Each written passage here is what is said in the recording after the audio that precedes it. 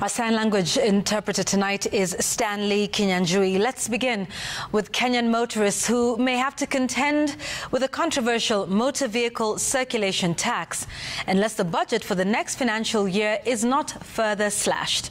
The chairman of Parliament's Finance and Planning Committee says scrapping the tax will leave the budget with a 58 billion shillings hole, denting the country's revenue collection. The committee's opinion came as several stakeholders appearing before it opposed the proposed tax, with the insurance umbrella body stating the tax will endanger Kenyan lives.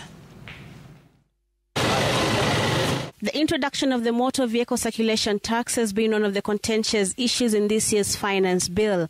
Good morning again. Neti Nyonga. And stakeholders are reading from the same script in its opposition. We need to try and find a way of making it as easy as possible for this to land here and not elsewhere. But perhaps the strongest opposition yet came from the Association of Kenyan Insurers, who say if implemented, the tax will be detrimental not to just the industry but other sectors associated with it. The Insurance Act makes it mandatory for everybody with a motor vehicle on the road to have an insurance cover. So what will happen is that the number of comprehensive covers are going to reduce significantly because people will no longer afford comprehensive covers. They would rather move on to third-party insurance covers. And what does this mean to you and I who are going to be the insured? It means that we are sitting on a risk in the event of an accident, God forbid. What means is that the insurance companies will only cover claims relating to third parties, but will not cover your own claim.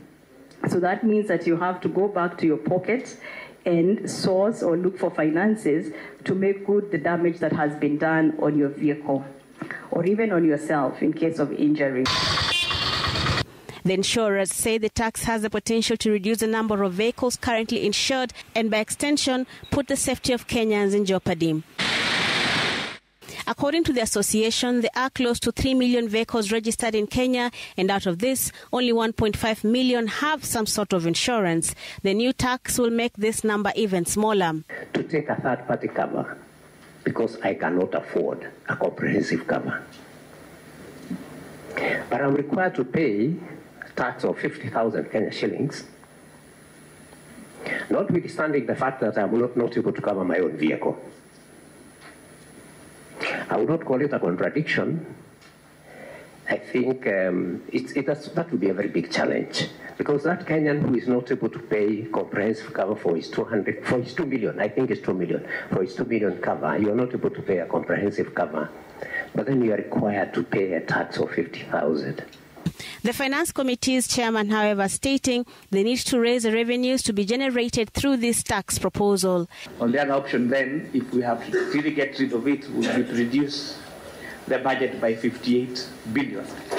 Now the problem is nobody wants the budget to, okay, not this side, but the political side, including the one against it, don't want to reduce the budget. No, I was telling the budget committee, and especially like the easiest thing is to just cut the budget. Let's cut the budget. But when you're moving the finance bill, everyone wants to oppose it, okay? When you're moving the appropriations bill, everyone wants to increase it. So that is irony. And you have to... Experts further maintained that the proposed taxation measures, including 16% VAT on aviation-related issues, will be detrimental on the industry, especially on tourism. That point of consumption, then you can levy the VAT, because then there is value being created. But in terms of applying this to a very small group of airlines that have taken on a significant capital risk, it will actually diminish the attractiveness of the country. Brenda Wanga, Citizen.